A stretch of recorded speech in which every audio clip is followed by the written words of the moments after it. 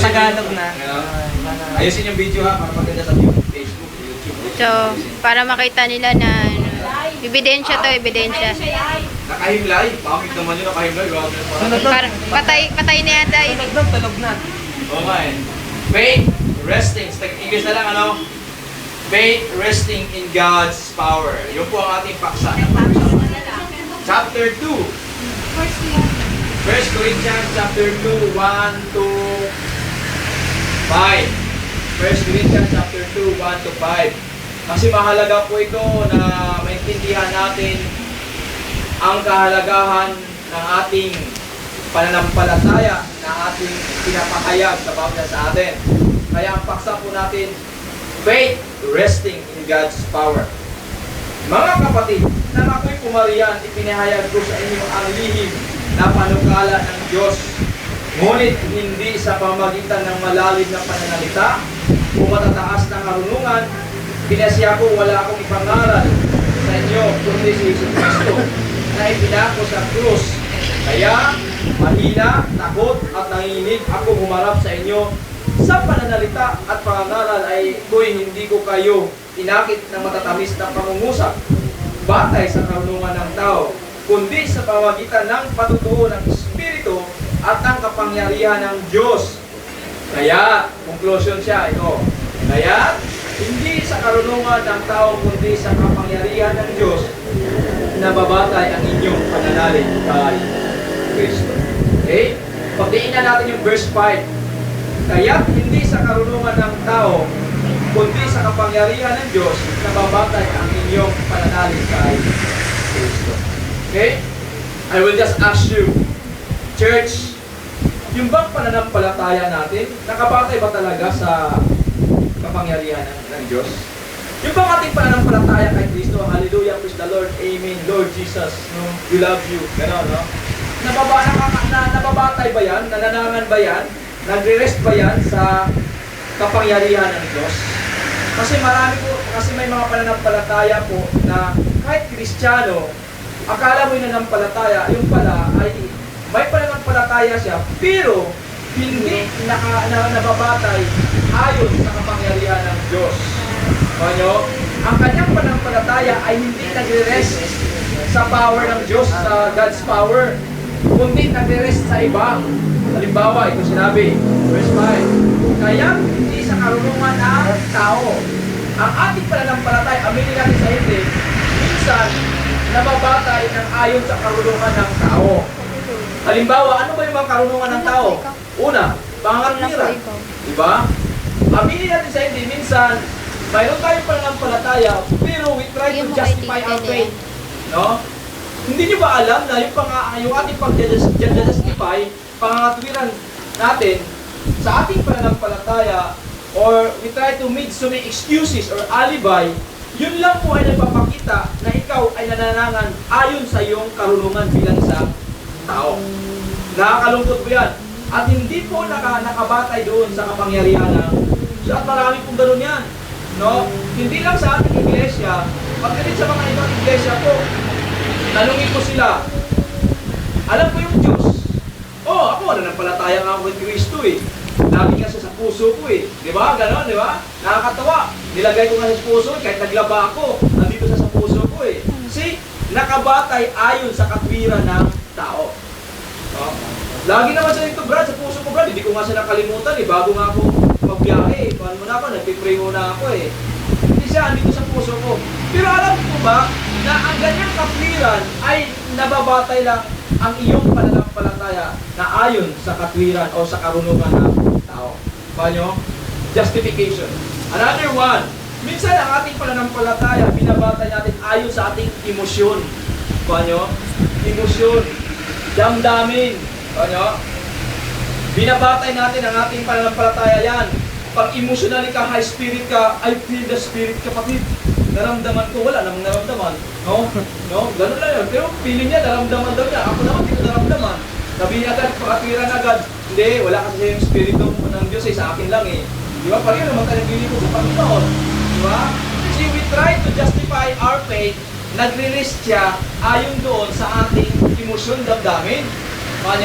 Marami pong ganun po. Another one. Hindi emosyon, sa katwiran.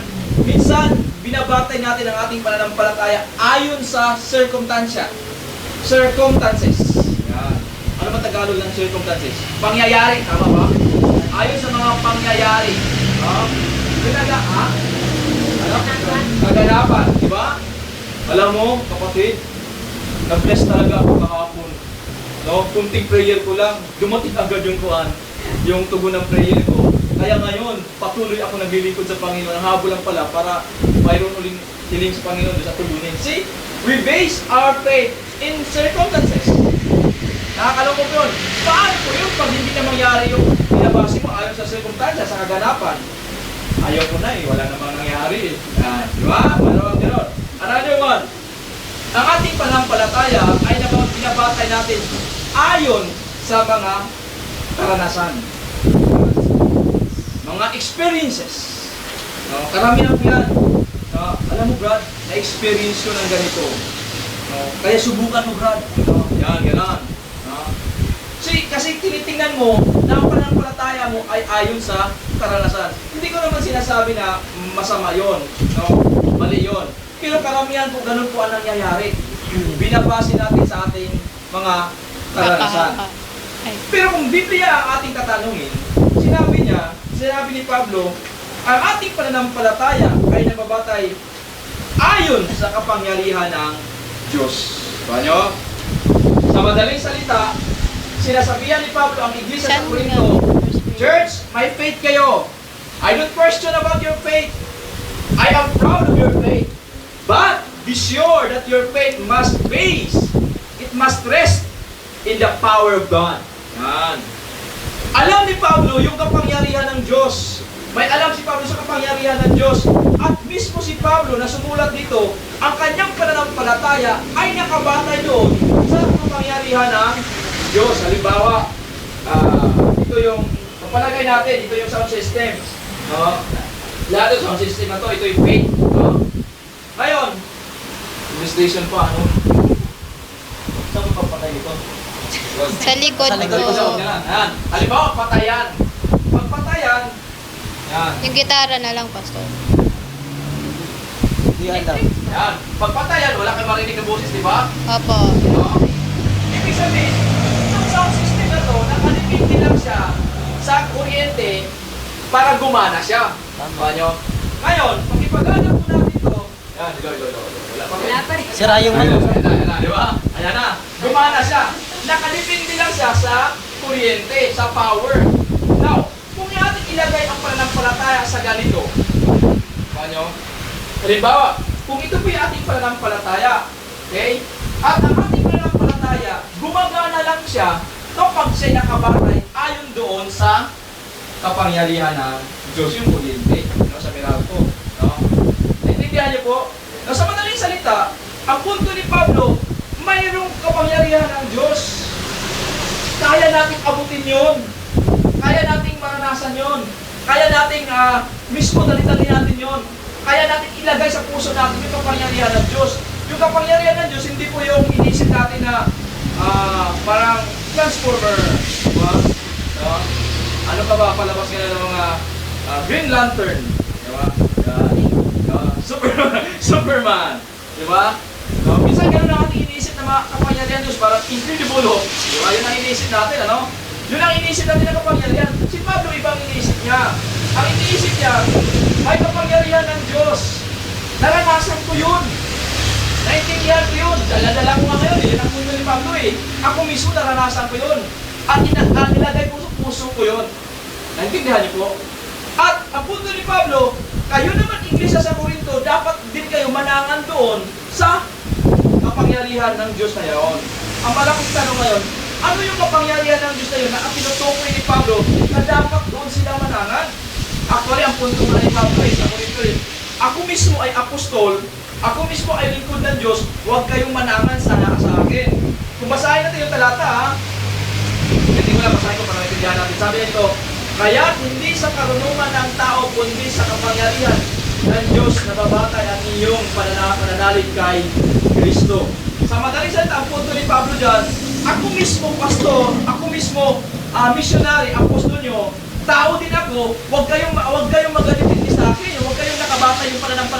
pananalib nyo sa akin.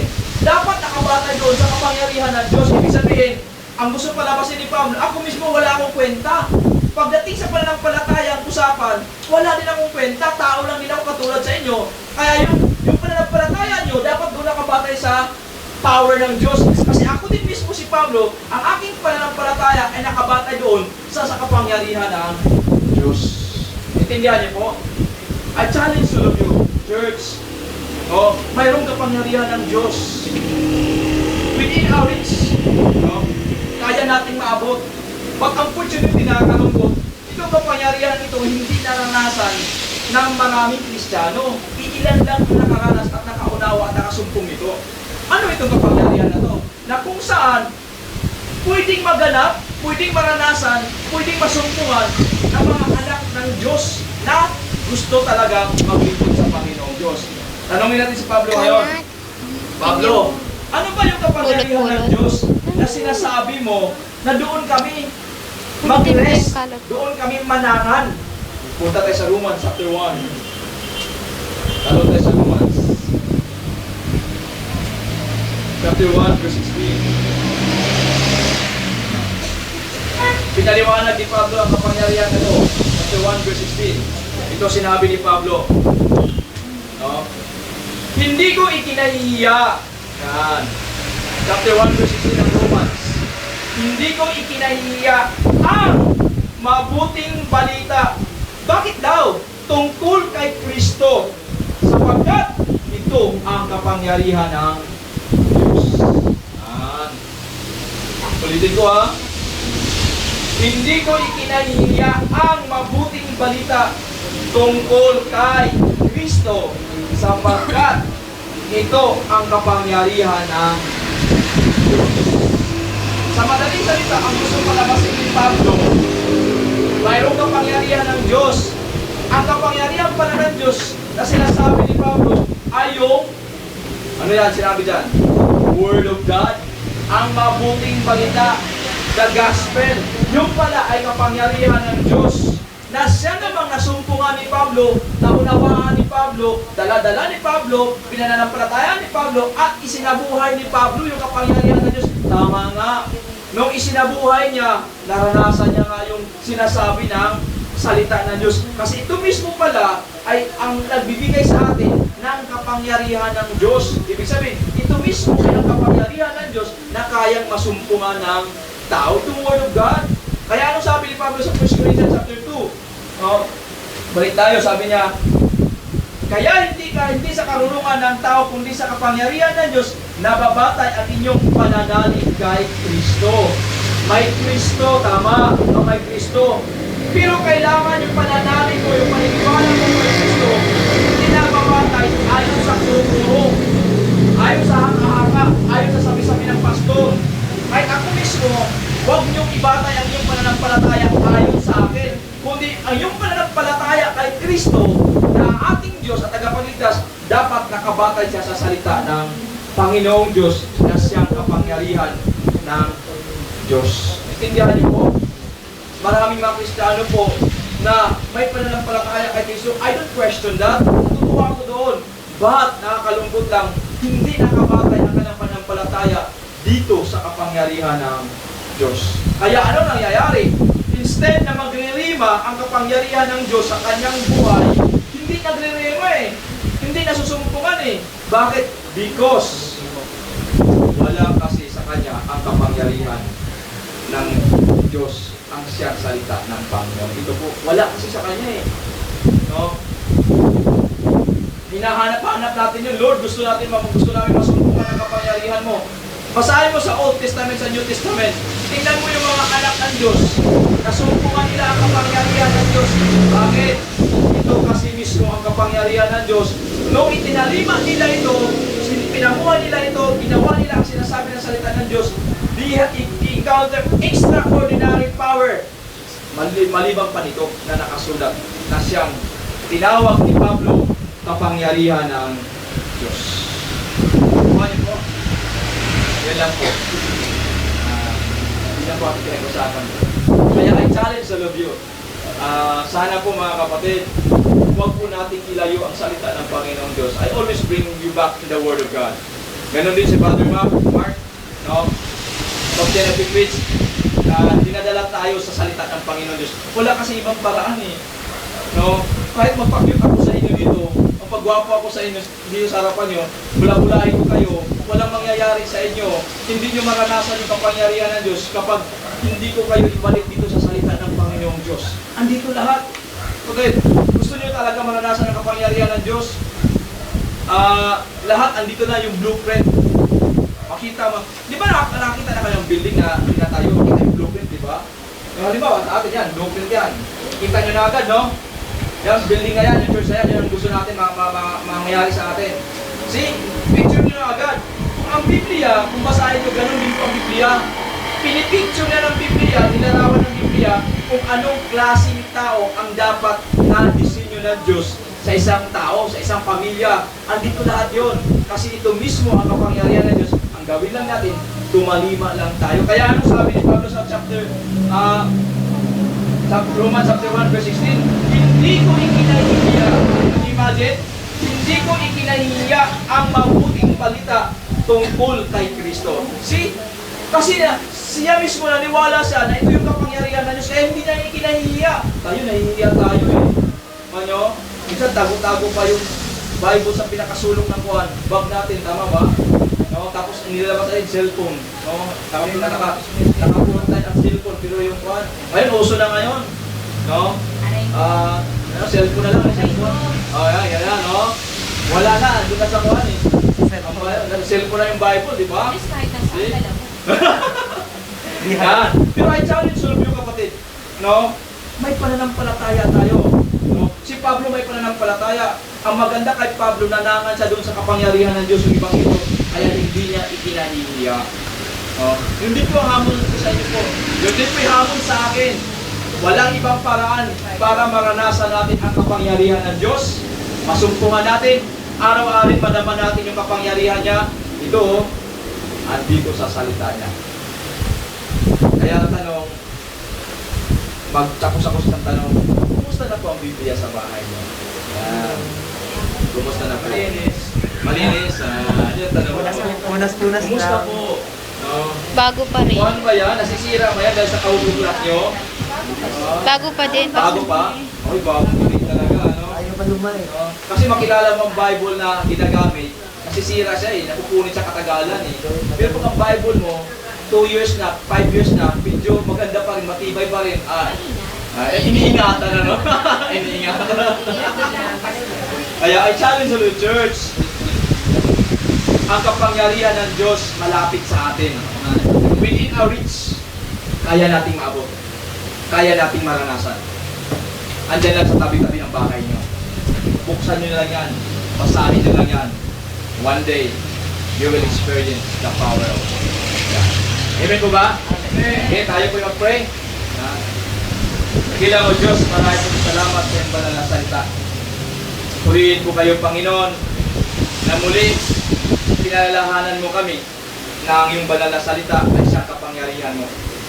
Bilang isang Kristiyano, bilang isang mananampalataya, tinuturuan mo kami na manangan kami dito, Panginoong Diyos.